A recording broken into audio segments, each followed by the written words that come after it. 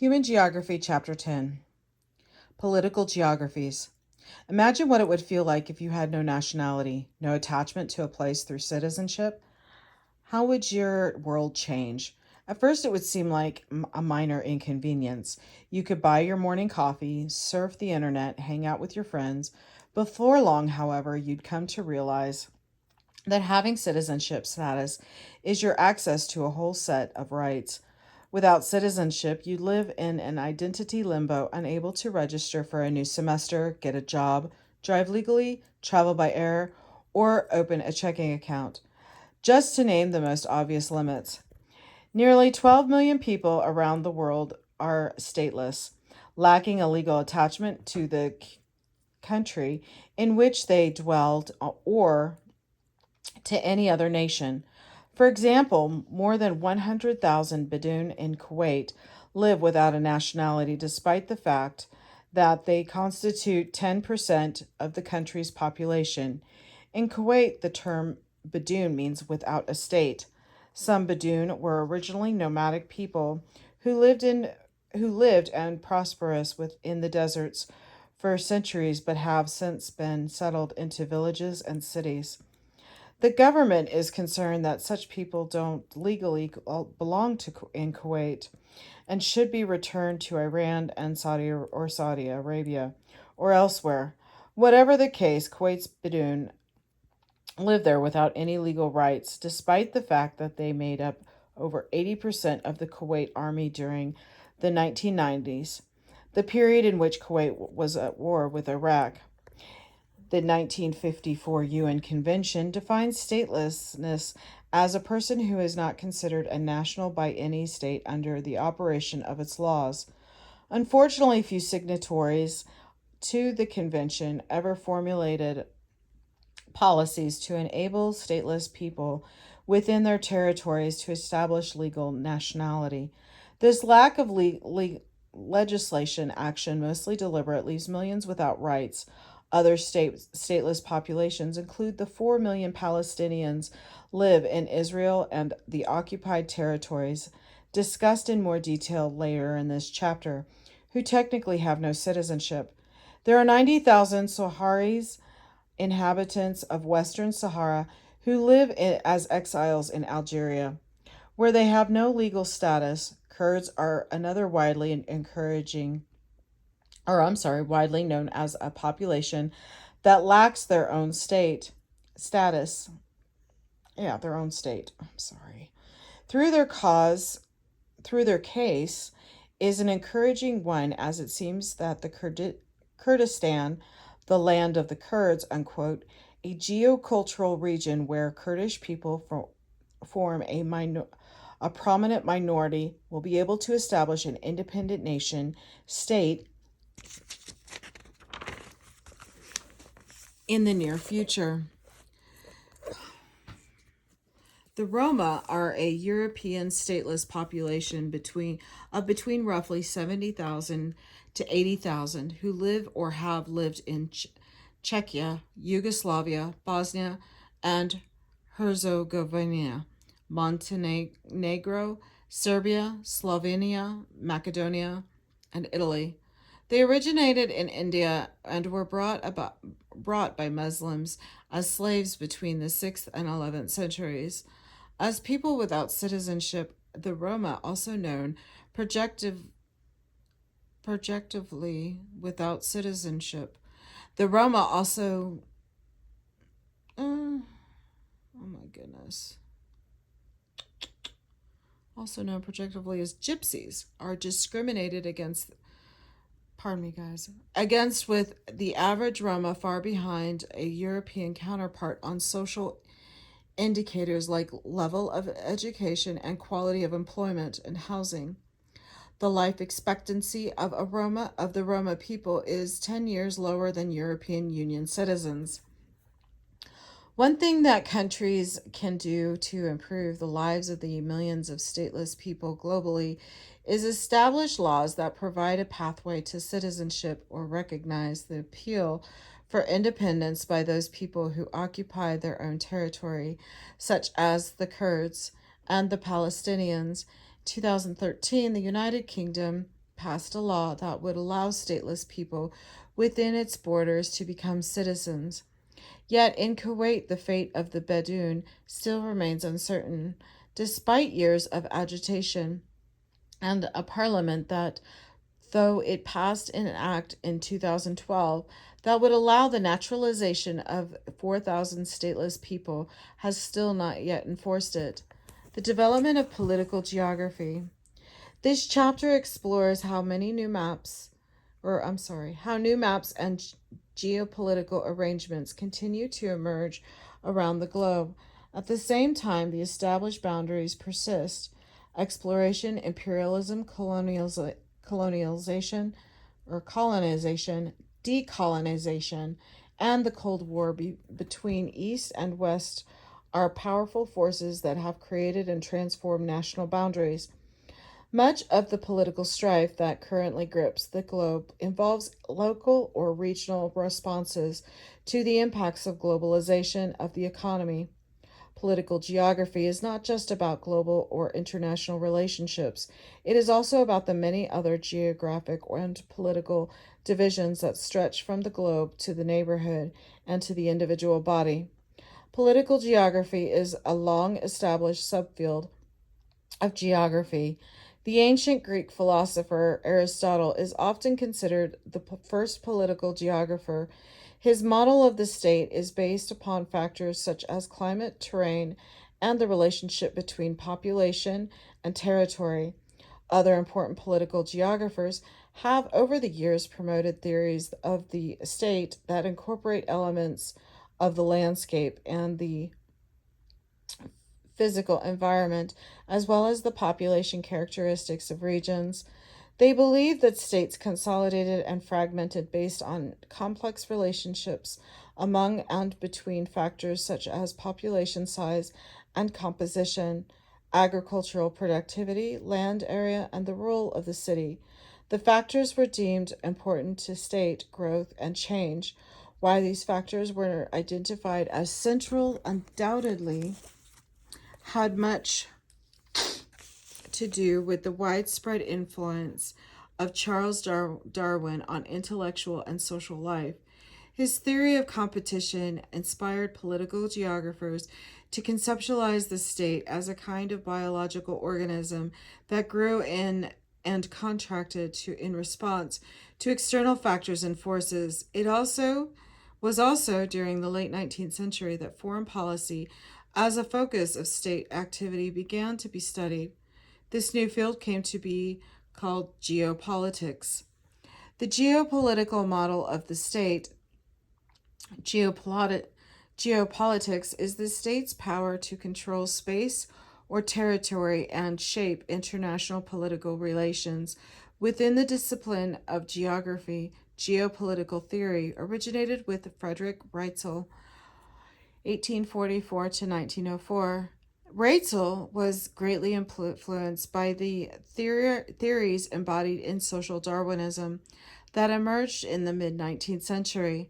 His model portrays the state as behaving like a biological organism, with its growth and change seen as natural and inevitable. Reitzel's views continue to influence theorizing about the state today through the conviction that geopolitics stems from the interactions of power and territory.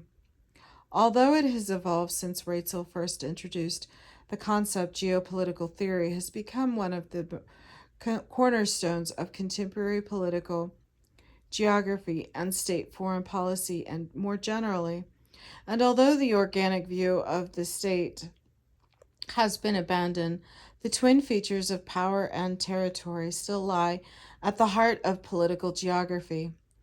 Illustrates Figure 10.1 illustrates Reitzel's conceptualization of the interaction of power and territory through the changing face of Europe from the end of World War I to the present.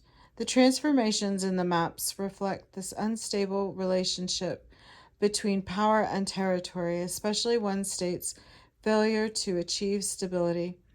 The most recent map of Europe portrays the precarious nation-state boundaries in the post-Cold War period. Estonia Latvia, and Lithuania have regained their sovereign states. Czechoslovakia has dissolved into Czechia, and Slovakia, Yugoslavia, has dissolved into 7 states, but not without much strife and loss of life. The former Soviet Union is now the Commonwealth of Independent States, with Russia the largest and most powerful, and still the map is not fully settled. The tensions within the former Soviet Union, for instance, are especially high as the new republics, such as the Ukraine, voted to move politically closer to Europe and the United States and further away from Russia. But in February 2014, a series of violent events consolidated into the Ukrainian Revolution and resulted in Ukraine's then president fleeing the country for Russia. Soon after the revolution, Russia invaded and seized control of the Crimean Peninsula and has declared it as part of Russian territory. Thus, the map of Europe continues to shift even today. Boundaries and frontiers. Boundaries enable territorially to be defined and enforced and allow conflict and competition to be managed and channeled through the creation of boundaries is therefore an important element in making political territories. Boundaries are normally inclusionary, that is, they are constructed to regulate, control specific sets of people and resources within them. Encompassed within a clearly defined territory, all sorts of activity can be controlled and regulated from birth to death. The delimited area, which may include both land and water, and even airspace over which a state exercises control and which is recognized by other states, is territory. The space over which a state rules should not be confused with one sovereign geographic unit that possesses rights and protections through its relationship with a state. The entity is identified by the word territory as well. For instance, Guam, Puerto Rico, and Samoa are territories of the United States. The rules by which territories are able to participate in the government of their respective states differ from one state to another. Boundaries can also be exclusionary. They are designed to control people and resources outside them. National boundaries, for example, can control the flow of immigrants or imported goods. Municipal boundaries may separate different tax structures or even excess alcohol. Land use zoning boundaries can regulate access to upscale neighborhoods. Field boundaries can regulate access to pasture, and so on. Here is the map for this section. So I'm going to kind of get close on that because it's going to go on the other page.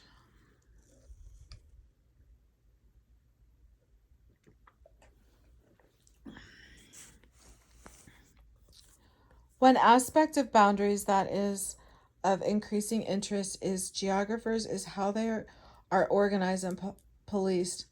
Since 9/11, for example, the relevance of policing national borders with respect to international travel has grown dramatically.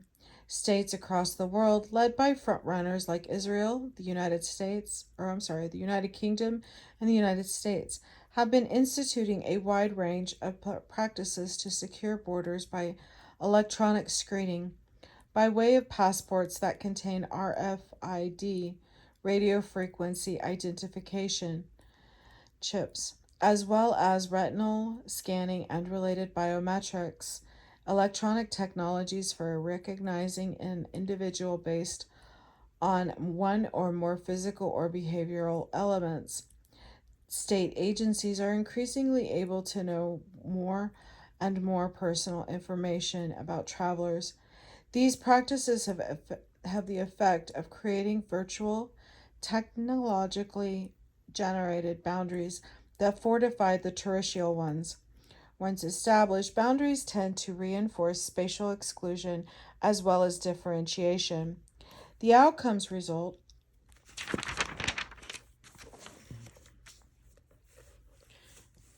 will come back to this little area. Partly from different sets of rules, both formal and informal, that apply within different territories, and partly because boundaries often restrict contact between people and foster the development of stereotypes about others. This restricted contact, in turn, reinforces the role of boundaries in regulating and controlling conflict and competition between territorial groups. Boundaries can be established in many ways and with differing degrees of permeability. At one extreme are informal implied boundaries that are set by markers and symbols but never delineated on maps or in legal documents. Good examples are the turf of a city gang, the territory of an organized crime family, or the range of a pastoral tribe. At the other extreme are formal boundaries established in international law, delimited on maps, demarcated on the ground, fortified and aggressively defended against the movement, not only of people, but also of goods, money, and even ideas. An example of this sort of boundary is the ones between the United States and Mexico and the United States and Canada. There are also formal boundaries, but that have some degrees of permeability.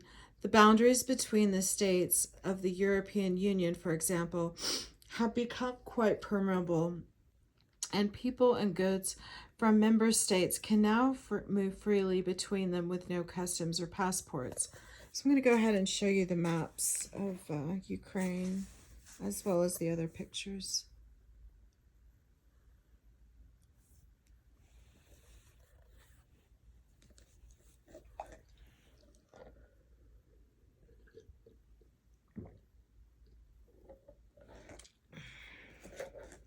And then here's the figure on that. Frontier regions. Frontier regions occur where boundaries are very weakly developed. They involve zones and underdeveloped territoriality, I'm sorry if I mispronounced, areas that are distinctive for their marginality rather than for their belonging. In the 19th century, vast frontier regions still existed, major geographic realms that had not yet been conquered, explored, and settled, such as Australia, the American West, the Canadian North, and sub-Saharan Africa. All of these are now largely settled with boundaries set at a range of jurisdictional levels from individual land ownership to local and national governmental borders. Only Antarctica, virtually absent of permanent human settlement, exists today as a frontier region in the strict sense of the term. See box 10.1. Geography matters, politics at the poles. There remain nevertheless many regions that are still somewhat marginal in that they have not been fully settled. Still, There remain nevertheless many regions that are still somewhat marginal in that they have not been fully settled or do not have a recognized economic potential, even though their national political boundaries and sovereignty are clear-cut. Such religions, I'm mourning this morning. Such regions, the Sahara Desert, for example, often span national boundaries simply because they are inhospitable, inaccessible, and, at the moment, economically unimportant. Political boundaries are drawn through them because they represent the line of at least resistance for their nations involved. Of course, these frontier are most contentions at the local level. An example is the boundary between wealthy and poorer sections of a city or town where a train track or river may divide them.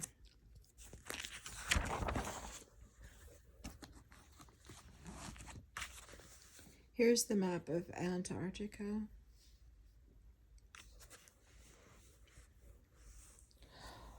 Boundary formation. And there's quite a few pictures. I'm going to go ahead and get the pictures for this area. There's quite a few maps on this so that you can read that.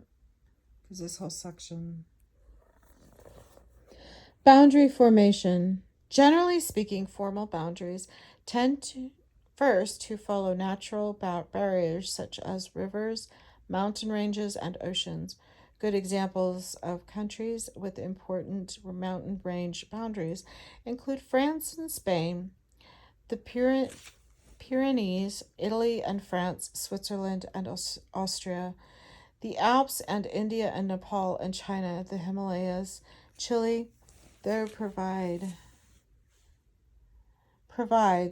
the ultimate example of the cartographic freak restricted by the Andes to a very long and relatively thin strip along the Pacific coast. Examples of countries with boundaries formed by rivers include China and North Korea, the Yalu and Tumen, Laos and Thailand, the Mekong and Zambia and Zimbabwe, the Zambezi. Similarly, major lakes divide Canada and the eastern United States. Along the Great Lakes, France and Switzerland, Lake Geneva and Kenya, and Uganda, Lake Victoria. Where no natural features occur, formal boundaries tend to be fixed along the easiest and most practical cartographic device, a straight line. Examples include the boundaries among Egypt, Sudan, and Libya, between Syria and Iraq, and between the western United States and Canada. Straight line boundaries are also characteristic of formal boundaries established through colonization, which is the outcome of a particular form of territoriality. The reason, once again, is practicality. Straight lines are easy to survey and even easier to delimit on maps of territory that remains to be fully charted. Claimed and settled straight line boundaries were established, for example, in many parts of Africa during European colonization in the 19th century. In detail, however, formal boundaries often detour from straight lines and natural barriers to accommodate special needs and claims. Colombia's border, for instance, was established to contain the source of the Orinoco River. The Democratic Republic of Congo's border was established to provide a corridor of access to the Atlantic Ocean.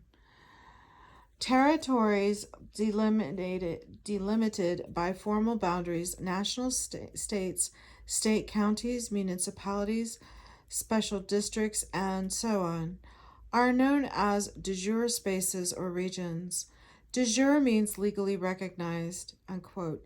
Historically, the word referred to a loose patchwork of territories with few formally defined or delimited boundaries. More recently, it has evolved to describe nested hierarchies and overlapping systems of legally recognized territories.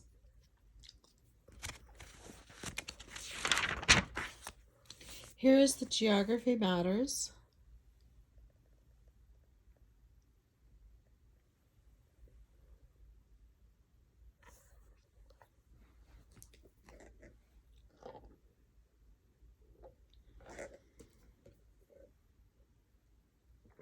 I'll try and get a close-up of these. Or as close as I can get.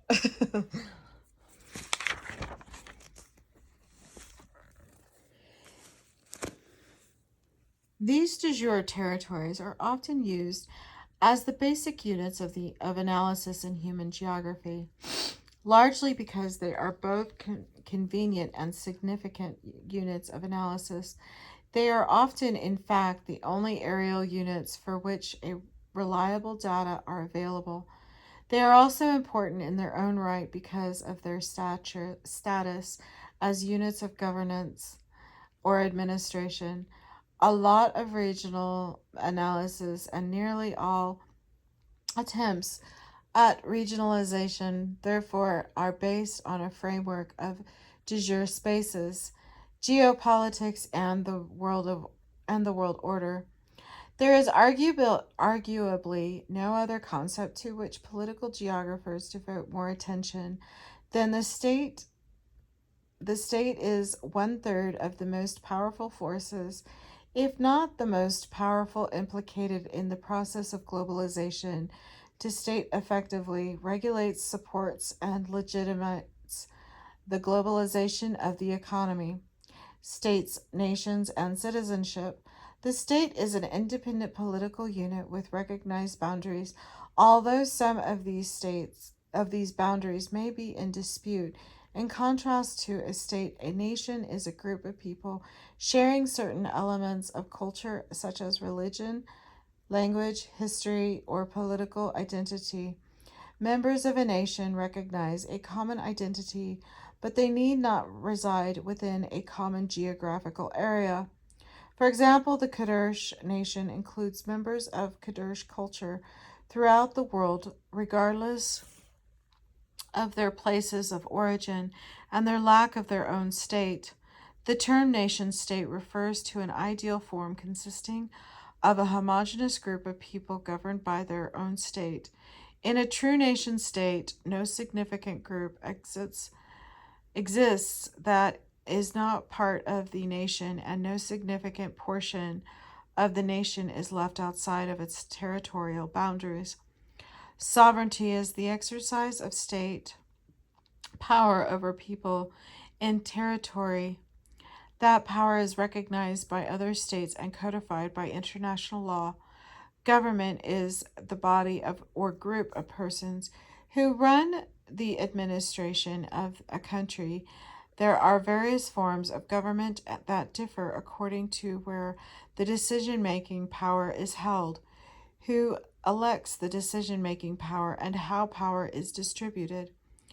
Different from government governance refers to the norms, rules, and laws that are invoked to regulate people or a state.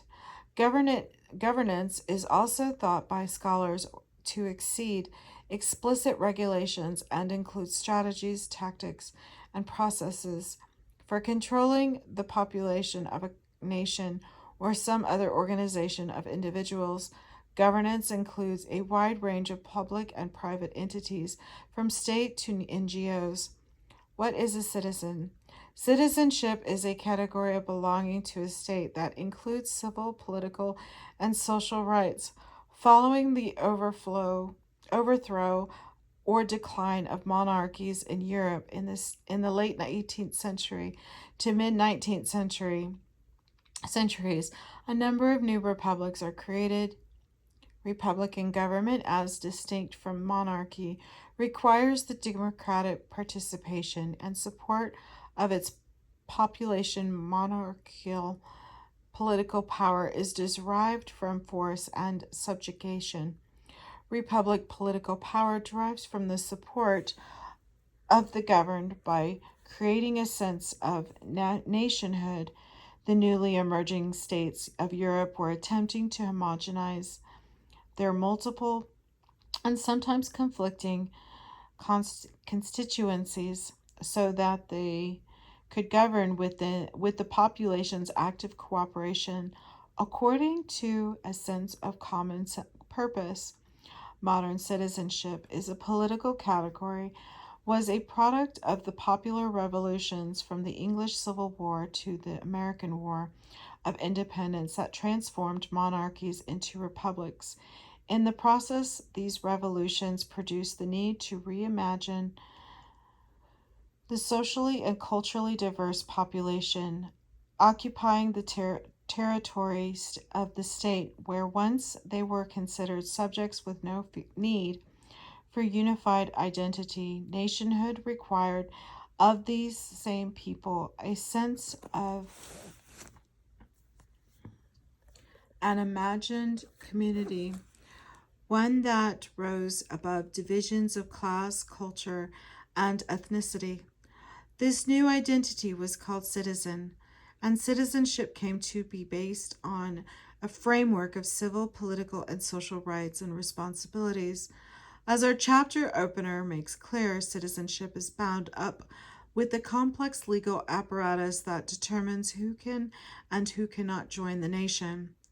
In the United States, for example, for foreign-born individuals who wish to migrate temporarily are able to enter the country through more than 75 different kinds of visas, visas, that the expectation is that temporary migrants will return to their countries of origin after the period of their approved visit is complete. For immigrants who wish to reside in the United States permanently, however, they must secure what is informally known as a green card or lawful permanent residence. Obtaining full citizenship in the United States depends upon a number of factors, but is an option for most green card holders. Significantly, it is estimated that about 700,000 individuals arrive in the United States without proper documents. It is not known how many undocumented migrants currently live in the United States. This situation is a controversial one with no widely acceptable response being offered at the federal government level. Here is I'll try and get as close as I can because it's a lot of information. So here's the words. Let's see if I can get rid of the glare. This will also, the way that they have this graph set up is that I can try and get as close as I can so that you guys can read that. But these are the forms of government, so I hope you can see it. If you need to pause it. Multinational states. Given that nations were created out of very diverse populations, it is not surprising that almost no entirely pure nation states exist today. Rather, multinational states, states composed of more than one regional or ethnic group, are the norm. Spain is a multinational state composed of Catalans, Basques, Gallagos, and Castilians. As are France, Kenya, the United States are uninational. Iceland is one of the few that are. Since World War I has become increasingly common for groups of people sharing an identity different from the majority, yet living within the same political unit with the majority to agitate to form their own state. This has been the case with the Québécois in Quebecois in Canada and the Basques in Spain. It is out of this desire for autonomy that the term nationalism emerges. Nationalism is the feeling of belonging to a nation as well as the belief that a nation has a natural right to determine its own affairs. Nationalism can accommodate itself to very different social and cultural movements, from the white supremacy movements in the nation, in the United States and Europe, to the movements for independence in China, such as Tibet. The impact of minority nationalism on the world map was especially pronounced during the 20th century.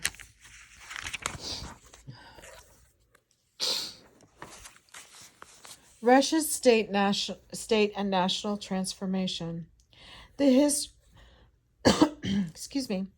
The history and the present status of the former Soviet Union illustrates the tensions among and between states, nations, and nationalism. Both enduring nationalism and the desire for sovereignty are evident in the history of the Russian Empire. Russia's strategies to bind the 100 plus nationalities, non-Russian ethnic peoples, into a unified Russian state were often punitive and seldom successful. Non-Russian nations were simply expected to conform to Russian cultural norms. Those that did not were more or less persecuted. The result was opposition, and among many, if not most, of the nationalities, sometimes rebellion and refusal to bow to Russian cultural dominance, such as the legacy with the Vladimir Lenin and the Bolsheviks inherited from the Russian Empire following the overthrow of the aristocracy in 1917. The solution to the national problem orchestrated by Lenin was recognition of many nationalities through the newly formed unions of Soviet Socialist Republics, USSR. Lenin believed that a federal system with federal units delimited according to the geographic extent of ethno-national communities would ensure political equality among at least the major nations in the new state. I'm sorry.